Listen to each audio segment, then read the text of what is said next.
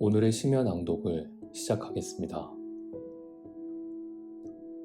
일본의 영화 감독 고레에다 히로카즈의 책 작은 이야기를 계속하겠습니다에는 다음과 같은 구절이 있습니다. 나는 사람들이 국가나 국익이라는 큰 이야기로 회수되어 가는 상황 속에서 영화 감독이 할 수 있는 일은 그 큰 이야기에 맞서 그 이야기를 상대화할 다양한 작은 이야기를 계속 내놓는 것이며 그것이 결과적으로 그 나라의 문화를 풍요롭게 만든다고 생각해 왔습니다. 그 자세는 앞으로도 변하지 않으리라 생각합니다. 고레에다 히로카즈 감독의 작품은 한 겹 한 겹 우리의 마음을 두드리며 소박하고 깊은 울림을 줍니다. 그의 책 작은 이야기를 계속하겠습니다에서 그는 이 거대한 세상 속 국가와 국익이라는 이름으로 휩쓸리는 이야기들에 맞서 작고도 진실한 이야기를 이어나가야 함을 이야기합니다. 이 작은 이야기들이 모여 세상을 더 풍요롭게 만들리라는 그의 믿음은 그가 필름 속에 담아온 삶의 단편들을 통해 우리에게 다가옵니다. 그의 영화는 하나같이 가족이라는 공동체의 깊이를 응시합니다. 그렇게 아버지가 된다. 바닷마을 다이어리, 어느 가족 등 그의 작품 속에서 가족은 혈연을 넘어서는 무언가로 존재합니다. 그의 카메라는 혈연과 상관없이 서로에게 손을 내밀고 의지하는 이들의 모습을 조용히 비춥니다. 핏줄을 뛰어넘어 다가가는 손길, 서로를 끌어안는 눈빛, 거기에는 가족이란 무엇인가 라는 물음이 자리하고 있습니다. 그는 묻습니다. 가족이란 단순히 같은 피를 나눈 이들이 모인 곳인가? 아니면 서로에게 온기를 전할 수 있는 또 다른 모습이 있는 것인가?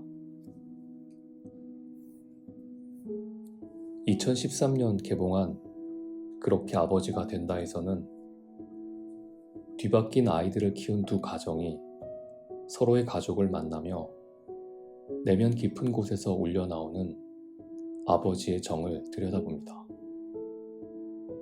뒤늦게 알게 된 혈연의 진실 속에서도 여전히 아이를 향해 가는 그 손길은 무언가를 지키고자 하는 의지를 보여줍니다.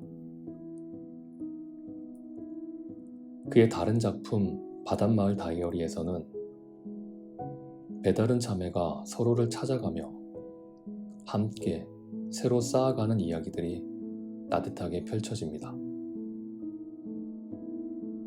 2018년 칸 영화제 황금종려상 수상자 어느 가족은 전혀 핏줄이 닿지 않았음에도 서로를 보듬고 아껴주며 하루하루를 살아가는 사람들의 따뜻한 모습을 보여줍니다.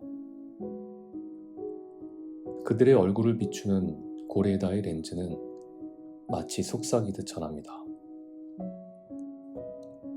가족의 본질은 혈연이 아니라 진심과 온기임을. 고레에다 감독은 영상이 감동을 전하는 데는 적합하나 사유를 자극하기는 어렵다고 말합니다. 그러나 그의 작품을 접한 관객은 그와는 달리 깊은 생각에 잠기게 됩니다. 영화 속에서 만난 이들의 이야기가 그리고 그들이 나누는 대화와 침묵이 조용히 마음에 질문을 던지기 때문입니다. 가족이란 무엇일까? 진정한 연대란 어떤 모습일까?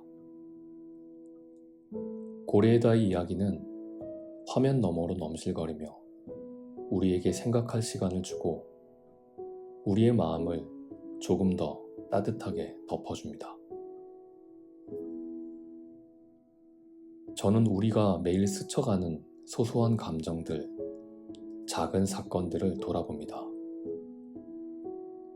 이 복잡한 세상에서 크고 화려한 이야기들이 목소리를 높일 때 오히려 작은 이야기들이 저의 삶에 진정한 울림을 준다는 것을 저는 자주 잊고 살아왔습니다.